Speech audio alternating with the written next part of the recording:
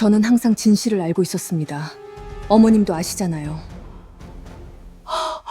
해담 재활 전문 병원의 고요하고 깨끗한 로비에 60대 후반으로 보이는 한 여성이 대리석 접수 데스크를 손바닥으로 내리치는 소리가 울려 퍼졌다. 명품 코트와 무거운 금반지로 치장한 그녀는 대기 명단 규정을 받아들일 수 없다며 당장 병원장을 만나게 해달라고 소리쳤다. 직원이 침착하게 응대할수록 여성의 분노는 더욱 거세졌다. 그녀는 자신의 집안이 어떤 지위와 부를 가졌는지 고래고래 외치며 지금 당장 원장을 끌어내리라고 악을 썼다. 바로 그때 2층 계단에서 또각거리는 구두 소리가 규칙적으로 서두르지 않게 울려 퍼졌다. 단정한 검은색 치마 위에 새하얀 의사 가운을 걸친 한 여성이 내려오고 있었다. 그녀의 눈빛은 차갑고 흔들림이 없었다. 그녀가 물었, 혹시 원장을 찾으시는 분이 계신가요? 나이든 여성, 배정옥은 그 자리에 얼어붙었다. 입술이 파르르 떨렸다.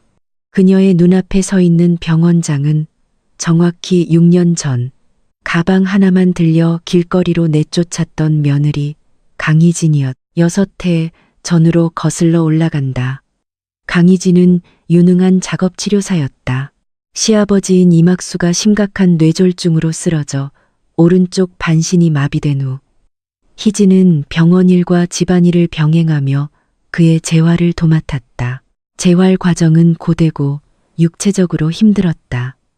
굳어버린 학수의 근육을 풀고 관절을 움직이는데 몇 시간씩 걸렸다. 희진은 낡은 가죽 수첩에 학수의 아주 작은 진전이라도 꼼꼼하게 기록했다. 하지만 시어머니인 배정옥은 이런 의학적 과정을 무능함으로 치부하며 희진의 방식을 사사건건 비난했다. 희진은 남편 임성민의 의료기기, 회사에서 공급한 슬링 현수 장치를 재활에 사용하고 있었다. 어느 날 체중 부하 운동 중에 희진은 인증된 안전 한계치보다 훨씬 낮은 무게에서 하중을 견디는 고리가 미끄러지는 것을 발견했다.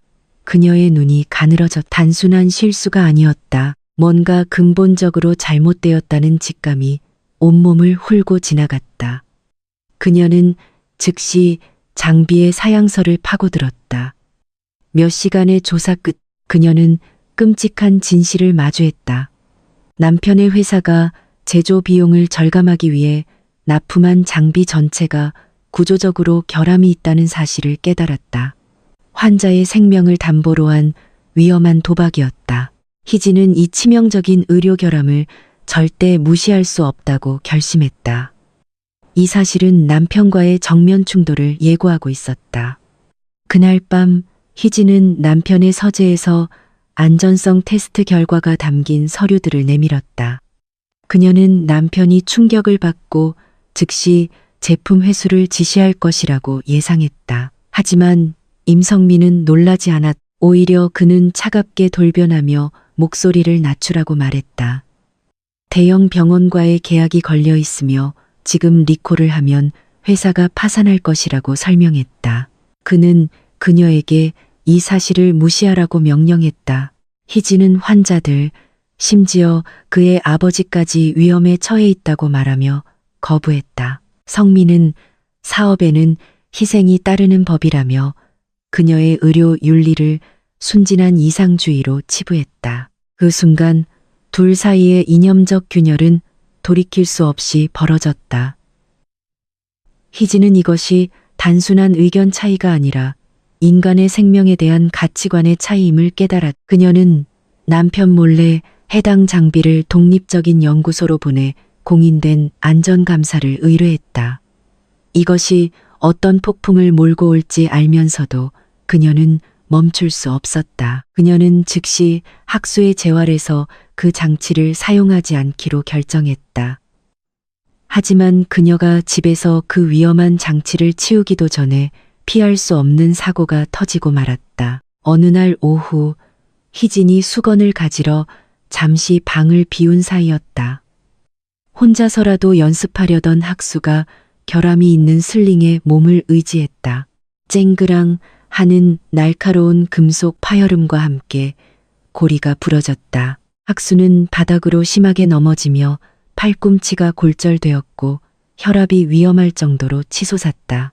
집안은 순식간에 아수라장이 되어 구급차가 도착했고 학수는 급히 병원으로 이송되었다. 병원 복도에서 희진은 성민과 배정옥이 속삭이는 소리를 들었다. 성민은 장비의 명성과 곧 있을 기업 계약을 보호하기 위해 이번 사고를 희진의 공격적인 치료 방식 탓으로 돌리자고 명확하게 제안하고 있었다. 희진의 심장이 얼어붙었. 그날 밤 배정욱은 희진을 몰아세웠다. 그녀는 가문의 이름을 지키기 위해 희진에게 모든 책임을 지고 집을 떠나라고 요구했다.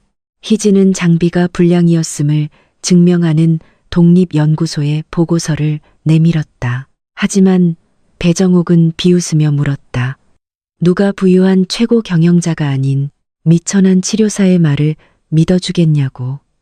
희진은 그 차가운 밤, 임상 기록이 담긴 낡은 수첩과 실험실 보고서, 그리고 가방 하나만 든 채 길거리로 쫓겨났다. 그녀가 가진 증거는 남편의 범죄를 입증할 수 있었지만 한밤중에 온 가족이 그녀에게 등을 돌린 이 절망적인 상황에서 그녀가 가장 먼저 해야 할 일은 무엇이었을까? 희진은 차가운 아스팔트 위에 서서 반격하기 전에 먼저 살아남아야 한다는 것을 깨달았다. 강희진은 친구의 집 작은 방바닥에서 잠을 청하며 돈도 없고 기댈 곳 없는 현실 속에서 절망에 빠지는 대신 오히려 생존 본능을 날카롭게 갈았다. 그녀는 며칠 만에 도시의 허름한 구역 2층에 위치한 낡은 재활센터에 일자리를 구했다. 퀴퀴한 소독약 냄새와 낡은 장비들 뿐이었지만 희진은 개의치 않았다. 그녀에게는 두 손과 해부학적 지식 그리고 꼼꼼한 기록이 담긴 낡은 수첩이 있었다. 그녀는 대형 병원들이 포기한 환자들을 도맡아 치료하기 시작했다. 현대적인 장비가 없는 환경은 오히려 그녀의 손기술을 더욱 정교하게 만들었다. 그녀는 환자의 미세한 근육 떨림 하나하나를 손끝으로 느끼며 치료 계획을 수정했다. 그 중에는 심각한 뇌졸중 후유증으로 몸을 거의 가누지 못하는 시장의 한 상인이 있었다. 희진은 그를 위해 혁신적인 도수치료 기법과 맞춤형 가정 운동요법을 고안했다. 그녀는 낡은 수첩에 그림을 그려가며 환자가 집에서도 쉽게 따라할 수 있도록 도왔다. 몇 달 후 기적 같은 일이 일어났다. 걷는 것조차 불가능해 보였던 그 상인이 지팡이의 의지에 스스로 걷기 시작한 것이다. 기적의 손을 가진 치료사에 대한 소문은 지역사회에 빠르게 퍼져나갔다. 그녀의 환자 명단은 금세 가득 찼고 희진은 밤늦게까지 일하며 손이 경련을 일으킬 때까지 환자들을 돌봤다. 하지만 그녀의 임상 수첩은 성공 사례들로 빼곡히 채워져 갔다. 그러던 어느 날 신경재활 분야의 권위자인 송재우 박사가 그녀의 소문을 듣고 직접 그 초라한 재활센터를 찾아왔다. 송재우 박사는 희진이 환자를 치료하는 모습을 숨죽여 지켜보았다. 그는 그녀의 정교함과 환자를 향한 깊은 공감 능력에 큰 충격을 받았다.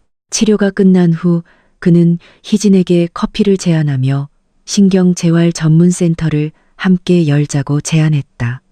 희진은 망설였다. 그녀는 자신의 과거, 전 남편 가족에 의한 악의적인 평판 훼손, 그리고 자신의 이름이 가져올 위험에 대해 솔직하게 털어놓았다.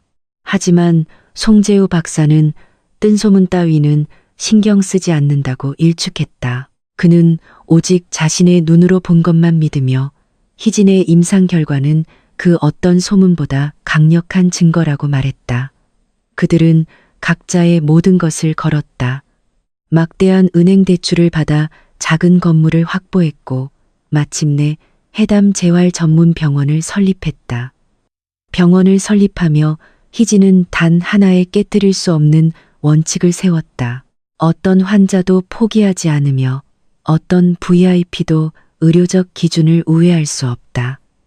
이 원칙은 훗날 배정옥의 발목을 잡을 덫이 될 운명이었다. 병원은 단 15개의 병상으로 초라하게 시작했다. 희진은 밑바닥부터 병원의 명성을 쌓아 올리기 위해 밤낮 없이 일했다. 지난 4년 동안 해담 재활 전문 병원은 폭발적으로 성장했다.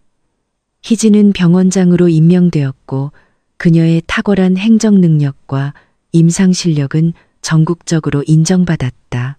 해담 병원이 한 층에서 시작해 5층짜리 건물 전체로 확장되는 동안 임성민의 회사는 정반대의 길을 걸었다. 희진이 경고했던 장비 결함이 다른 병원들에서도 속출하기 시작했다. 소송이 빗발쳤고 회사는 끝없는 조사와 배상 요구에 시달리며 무너져 내렸다. 가문의 재정적 몰락이 주는 극심한 스트레스는 배정옥의 건강에 심각한 타격을 주었다. 그녀는 결국 혈관성 합병증이 겹친 뇌졸중으로 쓰러졌고 오른쪽 다리에 심각한 마비가 남았다. 배정옥은 대학병원에서 수술을 받았지만 담당 의사는 다시 걷기 위해서는 국내 최고의 신경재활시설로 가야만 희망이 있다고 말했다. 그곳은 바로 해담 재활 전문 병원이었다. 자신이 내쫓았던 며느리가 그곳의 병원장이라는 사실을 꿈에도 모른 채 배정옥은 당장 해담 병원으로 옮겨달라고 요구했다. 그녀의 오만한 요구는 6년 전 시작된 비극의 무대를 다시 한번 완성시키고 있었다. 로비에서의 소동은 강희진의 차분한 지시 한마디에 정리되었다. 그녀는 직원들에게 다른 환자들에게 방해가 되지 않도록 비명을 지르는 배정옥과 그녀의 딸 이뮤라를 원장실로 안내하라고 조용히 말했다. 원장실 문이 닫히자 바깥의 소음은 거짓말처럼 사라지고 무거운 침묵이 내려앉았다. 배정옥은 여전히 위세를 유지하려 했었지만 마비된 다리가 주는 통증과 희진의 지위가 주는 충격에 그녀의 얼굴 근육은 미세하게 경련하고 있었다. 딸류라는 겁에 질린 채 소파 구석에 못 박힌 듯 앉아 있었다. 희진은 소리치지 않았다. 그녀는 소름 끼칠 정도로 정중하게 차를 내왔다. 찻잔이 테이블에 놓이는 작은 소리가 방 안의 긴장을 더욱 고조시켰다. 그리고 희진은 자신의 책상 서랍을 열어 2개의 물건을 꺼냈다. 그녀의 손때 묻은 낡은 임상 수첩, 그리고 장비 결함을 증명했던 원본 실험실 보고서. 2 물건이 배정옥 앞 테이블에 조용히 놓였다. 희진은 차갑게 가라앉은 목소리로 말했다. 저는 항상 진실을 알고 있었습니다. 그리고 어머님께서도 알고 계셨다는 걸 압니다. 배정옥은 그녀의 시선을 마주할 수 없었다. 평생의 무기였던 그녀의 목소리는 희진의 조용한 권위 앞에서 완전히 무력화되었다. 희진은 말을 이었다. 치료를 거부하지는 않겠습니다. 하지만 VIP 특혜 또한 없을 겁니다. 어머님은 여기 해담의 엄격한 규칙에 따라 다른 모든 환자들과 똑같이 치료받게 될 겁니다. 이틀 후 임성민이 해담 병원에 나타났다. 값비싼 양복은 헐렁하게 걸쳐져 있었고 몇 년은 더 늙어 보였다.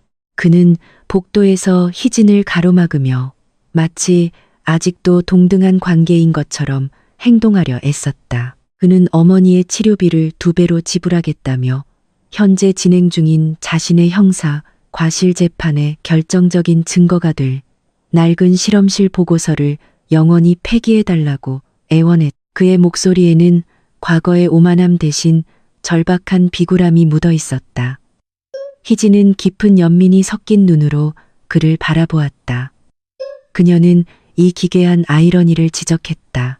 환자들의 삶을 망가뜨린 불량 장비를 팔아놓고 이제 와서 자신의 안전을 위해 어머니의 건강을 거래하려 드는 그의 모습이 얼마나 끔찍한지 말이다. 희진은 그의 제안을 단호하게 거절했다. 그녀는 병원의 법무팀에서 모든 외부 문의를 처리할 것이며 그는 이곳에서 아무런 힘도 없다고 못 박았. 임상 업무를 방해하면 보안팀을 불러 내보내겠다고 경고하자 성민은 마침내 무너졌. 그는 패배감에 휩싸여 병원을 떠났. 희진은 그의 초라한 뒷모습을 잠시 바라본 후 아무 일도 없었다는 듯이 배정옥의 치료 차트를 검토하며 그녀의 재활이 어떠한 편견도 없이 시작되도록 지시했. 배정옥은 표준 내 병상 병실에 배정되었고 그녀의 담당 치료사는 그녀의 분화 지휘에는 전혀 관심이 없는 20대의 엄격한 전문가였다. 처음 며칠 동안 배정옥은 음식, 스케줄, 그리고 재활의 고통에 대해 끊임없이 불평했다. 그녀는 희진이 개입해서 상황을 더 쉽게 만들어줄 것이라고 기대했다. 하지만 희진은 멀리서 엄격하게 관찰할 뿐 원장은 담당 치료사의 결정에 간섭하지 않는다는 병원의 규칙을 철저히 지켰다. 몇 주가 흘렀다. 극심한 통증은 배정옥이 오로지 자신의 몸에만 집중하게 만들었다. 그녀는 복도에서 마주치는 과거 자신이 경멸했던 평범한 환자들이 땀 흘리며 필사적으로 노력하는 모습을 보았다. 그러면서 그녀는 젊은 치료사의 지시를 묵묵히 따르기 시작했다. 어느 날 아침 배정옥은 평행봉을 잡고 도움 없이 2걸음을 떼는데 성공했다. 젊은 치료사가 손뼉을 치며 진심으로 그녀를 칭찬했. 그 순간 배정옥의 눈에서 뜨거운 눈물이 흘러내렸다. 그녀는 진정한 존중이란 돈으로 사는 것이 아니라 노력으로 얻는 것임을 깨달았다. 자신이 희진에게 했던 행동들에 대한 깊고 무거운 수치심이 그녀의 가슴을 짓눌렀다. 늦은 저녁 강희진은 마지막으로 병동을 둘러보고 있었다. 복도 창가에 놓인 휠체어에 배정옥이 앉아 있었다. 그녀는 희진을 발견하고 잠시 앉아달라고 부탁했다. 배정옥은 말을 꺼내기 위해 애썼다. 평생을 지배해온 오만함이 죄책감과 싸우고 있었다. 마침내 그녀의 입이 열렸다.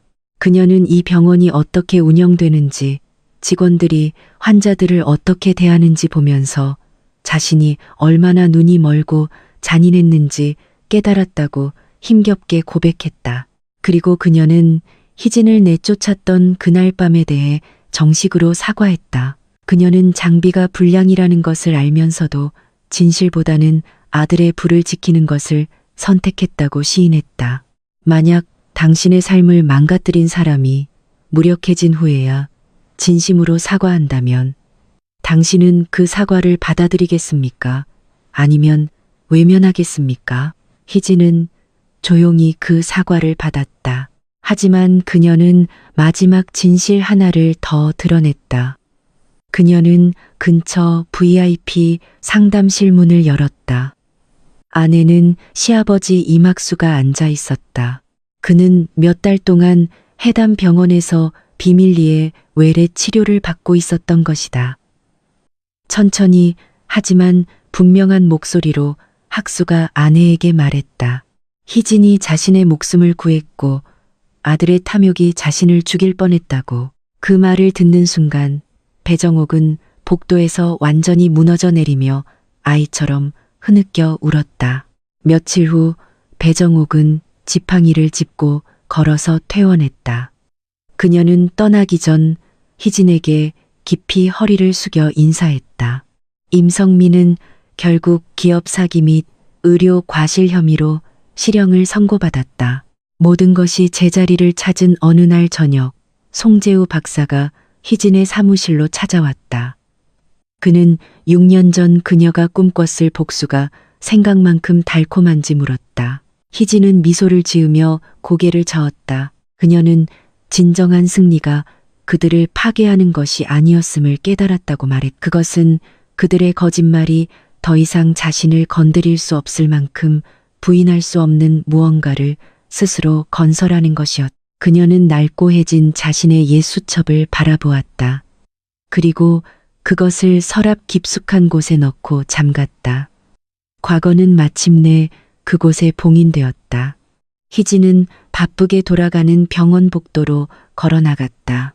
그녀는 힘겹게 재활을 시작하는 새로운 환자를 보았다.